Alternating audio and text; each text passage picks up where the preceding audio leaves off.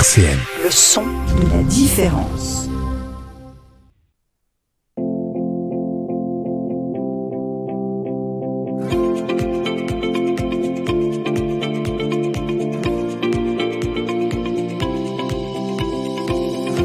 Les masques tombent sur RCN, Sarah Leroy. Chers auditeurs et chères auditrices, bienvenue comme d'habitude dans votre émission du 13h dans Les Masques Tombent. Pour revoir cette interview, direction notre chaîne YouTube et bien évidemment en podcast sur le site internet RCN. Alors aujourd'hui, je suis vraiment ravie de recevoir un grand artiste sous le nom de Gilbert Coquelin, artiste aux revendications et parti pris bien particuliers. On en parlera justement durant ces 30 minutes. Rendez-vous aussi sur les réseaux sociaux pour observer le travail de Gilbert Coquelin et ses diverses réflexions. On va en apprendre plus dans quelques instants.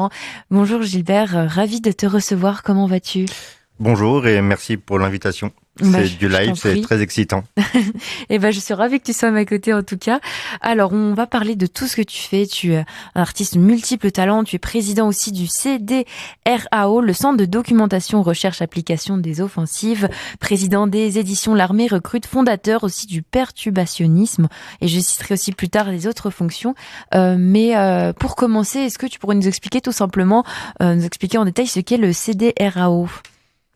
Alors le CDRAO, donc c'est une structure associative qui regroupe des hommes et des femmes qui travaillent autour de la notion de la perturbation et de l'offensive. Donc une offensive, c'est un ensemble de perturbations.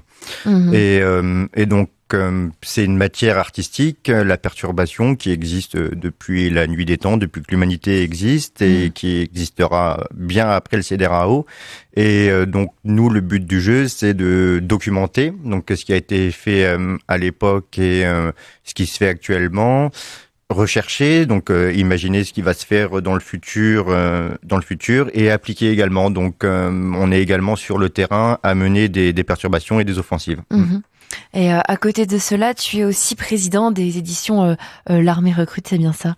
Oui, donc effectivement, donc l'association maison édition L'Armée recrute et la maison d'édition du CDRAO. Mmh. Donc on a voulu séparer donc l'aspect livre de l'aspect recherche. Ouais. Mmh.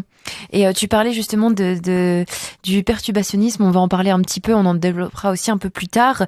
C'est une notion que je trouve un petit peu du coup intrigante parce que tu es considéré comme un artiste qui perturbe, donc tu es le fondateur encore une fois du perturbationnisme. Est-ce que tu peux nous expliquer en quoi ça consiste alors ? Donc c'est un mouvement artistique qui réunit différentes personnes, d'ailleurs qui est ouvert à tous, donc artistes ou non. On n'est pas obligé d'être artiste pour faire partie du perturbationnisme, et d'ailleurs on peut l'alimenter sans forcément en ayant conscience ou en ayant connaissance de ce mouvement artistique. Mmh. Donc comme je l'ai indiqué, donc la notion de perturbation, elle fait partie de l'humanité, et donc on a voulu créer un mouvement artistique et en même temps un mouvement de pensée, un mouvement idéologique. Mmh. Et voilà, on est au début, donc ça fait quelques mois que le perturbationnisme est lancé, en tout cas de manière officielle. Mmh. Et donc on va voir à l'avenir là où ça nous mène. Ouais. Alors tu dis de manière officielle, puisque comment ça s'est passé les fondations avant, et tout simplement aussi comment ça t'est venu cette idée et ce parti pris artistique aussi ? Donc effectivement, de manière officielle depuis le 1er novembre. Après, ça a émergé avant, donc il a fallu structurer donc le tout. Et en fin de compte, la genèse, c'est dans ma production artistique, mais surtout la pierre, la plus grosse pierre, on va dire, c'est l'offensive écocide. Mmh. Qui s'est menée à Nancy, à Essey-les-Nancy exactement, au Buffalo Grill. Et sur la statue du Buffalo Grill où j'ai fléché donc ce bison, j'ai été donc contrôlé donc par les forces de l'ordre, placé en garde à vue, j'ai subi une expertise psychiatrique et quelques mois plus tard, j'ai été condamné par la justice pour ce fait. Mmh. Et donc pour moi le but était de placer le terme écocide, donc c'est un terme juridique pour la reconnaissance des crimes contre l'environnement. Mmh. Voilà. Et donc là, pour moi, j'étais dans ce travail assez loin d'une performance, donc dans ce qu'on peut appeler les arts visuels, donc une performance. Et je me suis dit, il faut que je me détache de ce mot que je n'aime pas, déjà d'une. Et également, je voulais m'émanciper de certaines choses que j'avais pu apprendre en tant qu'autodidacte. Et donc ensuite, j'ai rencontré différentes personnes, différentes structures. En particulier donc les artistes de l'art invisuel et ensuite j'ai voulu l'inscrire dans un esprit collectif et donc voilà, c'était parti. Alors tu dis ne pas aimer le mot performance, est-ce que tu peux un peu plus développer là-dessus? Parce que déjà, on est assez loin de l'esprit de naissance de la performance des années 60, etc. C'est un mot qui a perdu beaucoup de son sens, et d'autant plus que maintenant, dans la société, le mot performance est en lien avec la compétition, en lien avec le sport, en lien avec un devoir de résultat.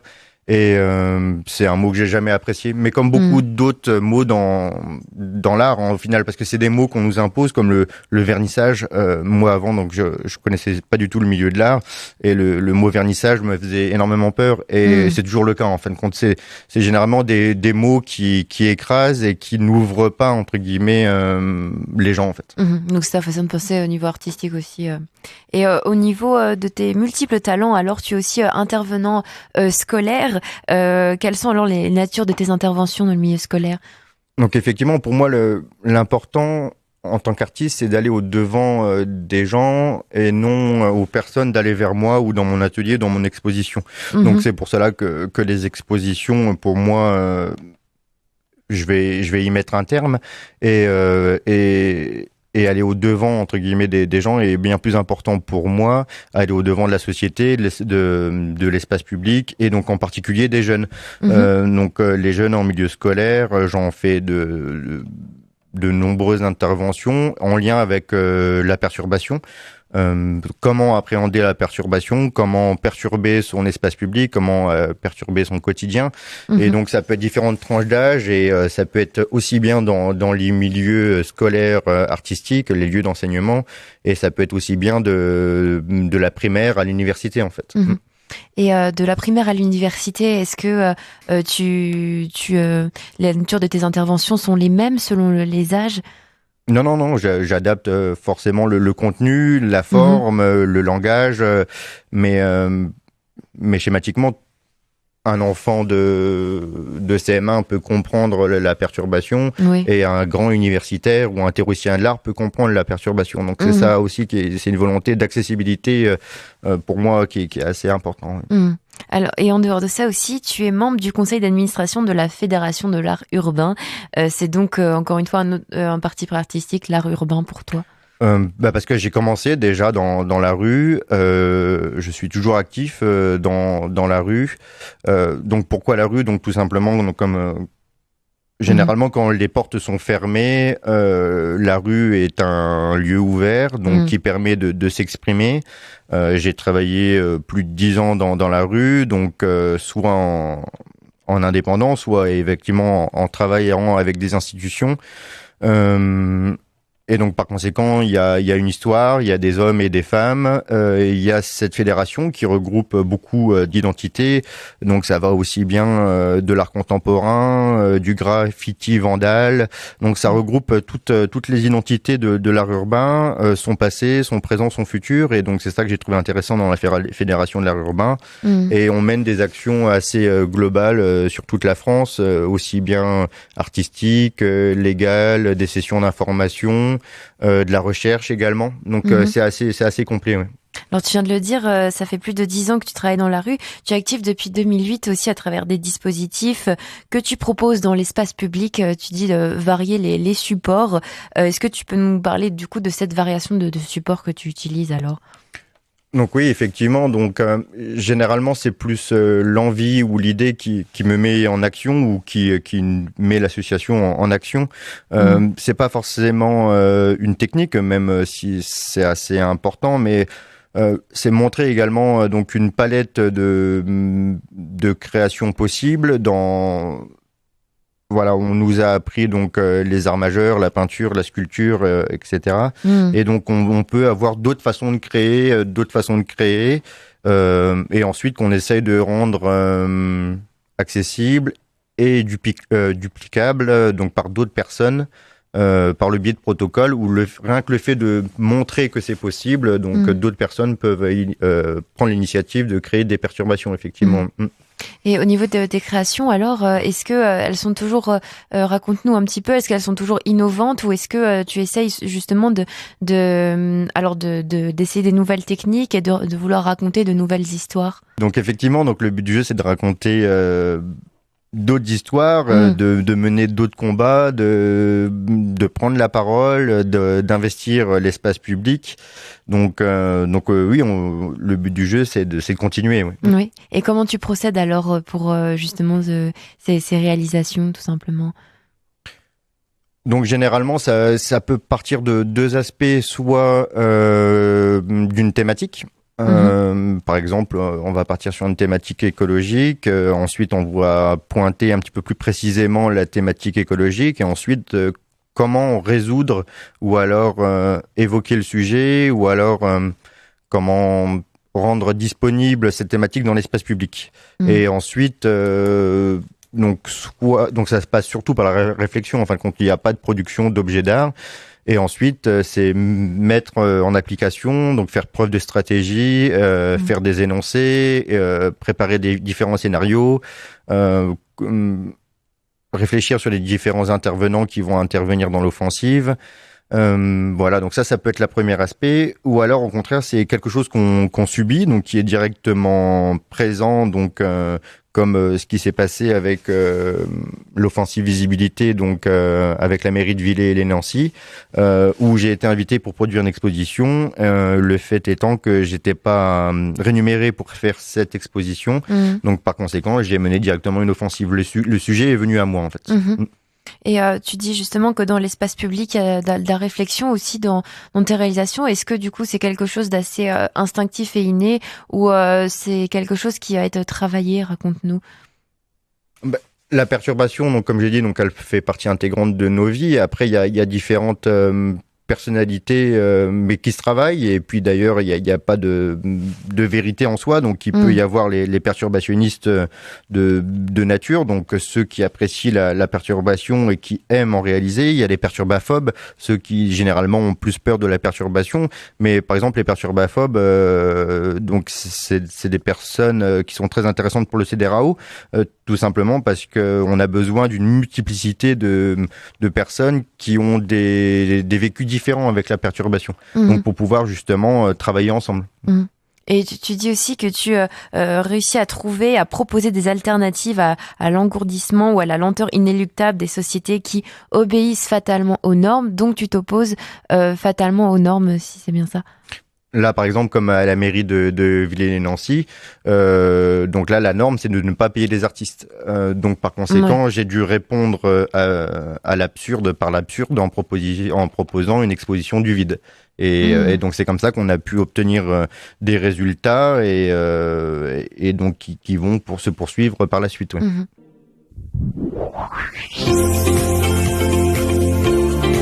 RCN, les masques tombent, Sarah Leroy. Et je suis aujourd'hui avec Gilbert Coquelin pour parler de ses multiples talents artistiques. Retrouvez-le notamment sur les réseaux sociaux.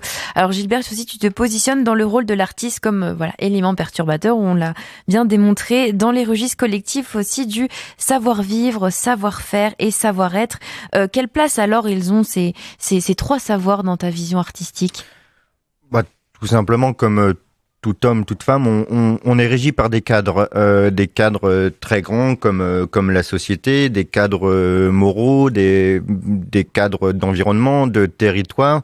Et le but du jeu, c'est de les remettre en question, non pas pour voilà, donc oui, c'est ça, les remettre en question pour éventuellement apporter un cadre soit plus élargi, soit un cadre plus agréable, ou alors au contraire rentrer en contestation de ces cadres. Donc c'est seulement avec l'évolution qu'on peut justement continuer notre société et notre vie en fait. Donc c'est contre l'inertie, éventuellement de certaines personnes ou de certains corps de métier qui font que pour certaines personnes c'est confortable que ça ne bouge pas en fait. Et aussi, encore une fois, dans ton intérêt artistique, on trouve ces répertoires d'habitude et d'attitude dont tu dis éprouver les limites. Ça te permet aussi de créer des espaces de liberté. Ah oui, effectivement.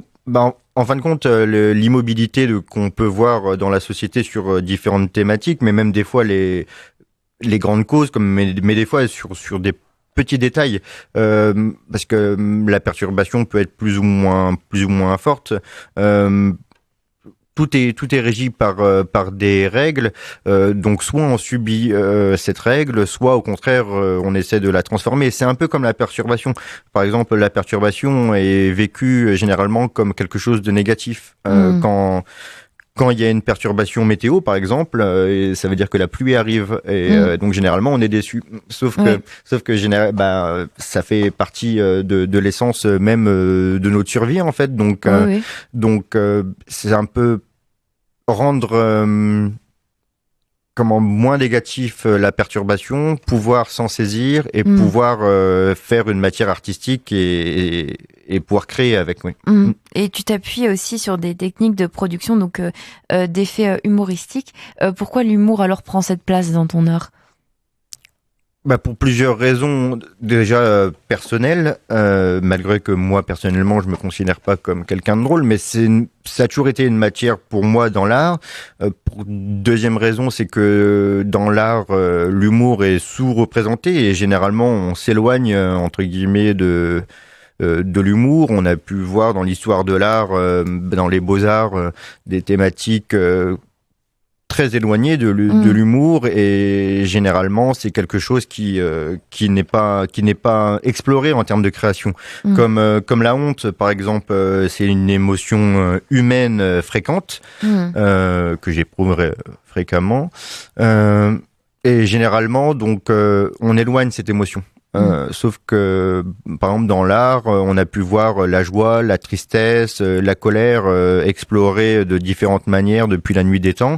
Et au final, la honte, très peu. Et donc là, je pense que c'est une source de création qui est vraiment très intéressante. Et Marina Abramovic, dans sa biographie, elle en parle très bien. Voilà, je pense on a exploré que 1/100 de l'émotion honte dans l'art et même d'ailleurs dans nos vies quotidiennes. Oui. Et pourquoi alors, à ton avis, on n'explore pas assez justement cette dimension de la honte et même ce côté humoristique dans l'art Parce que les arts a toujours voulu être sérieux et justement pour être sérieux il faut éviter l'humour, sauf que justement on peut travailler sérieusement l'humour. Enfin c'est encore une fois c'est une matière et quand on découvre l'humour on voit bien que je pense que d'autres personnes en parleront mieux que moi, mais on voit des ressorts, on voit des techniques, on voit des généralement, c'est un travail également. Donc, on peut voir les plus grands humoristes qui travaillent d'arrache-pied et qui testent et qui font évoluer l'humour également. Donc, un peu comme la sculpture qui a évolué, l'humour a évolué et continuera d'évoluer. Et en parlant d'évolution, justement, ça me permet cette petite transition pour te demander comment toi, depuis 2008, du coup, que tu es dans l'espace public, tu perçois un petit peu ton évolution. Déjà c'est constant parce que pour moi justement je suis artiste donc généralement c'est associé au mot créer et donc j'essaie d'être en perpétuelle évolution quitte à me déstabiliser moi-même ou alors les personnes qui peuvent me suivre malgré qu'il y a une trame qui est vraiment très présente et des passerelles qui sont faites entre mes différentes périodes. Mais oui, je me vois pas entre guillemets être inerte dans mon travail. Oui. Les masques tombent sur RCN, Sarah Leroy. Et je suis toujours en compagnie de Gilbert Koukalan aujourd'hui dans les masques tombent dans votre émission du 13h. Alors il nous reste pas beaucoup de temps, une petite minute. Est-ce que pour terminer, tu pourrais nous parler de tes projets pour l'avenir? Comment tu conçois l'avenir tout simplement? Avec plus de collectifs, donc ça va arriver prochainement. C'est également une construction parce que dans l'art, on a l'habitude de travailler tout seul, et donc c'est des habitudes à DFR. Donc j'apprends le collectif, donc c'est très intéressant. Et puis après, on va mener des offensives. Il y en a 8 qui sont en cours d'organisation, donc il y en a 4 qui vont se dérouler cette année, donc en France, et ensuite donc tout ce qui est édition, recherche et vraiment plus l'aspect théorie, donc qui va produire des textes et des livres. Merci beaucoup à toi Gilbert Koukalan, en tout cas d'être venu nous partager ces mots sur la perception de ton art. Je rappelle une toute dernière fois qu'on peut te retrouver sur les réseaux sociaux et on se retrouve demain, on parlera du Fufu Festival, plutôt de cinéma, et je remercie aussi un grand merci à Pierre à la technique. Je vous souhaite une très belle journée et je vous dis demain à 13h. Ciao. Merci à vous. RCN, www.rcn-radio.org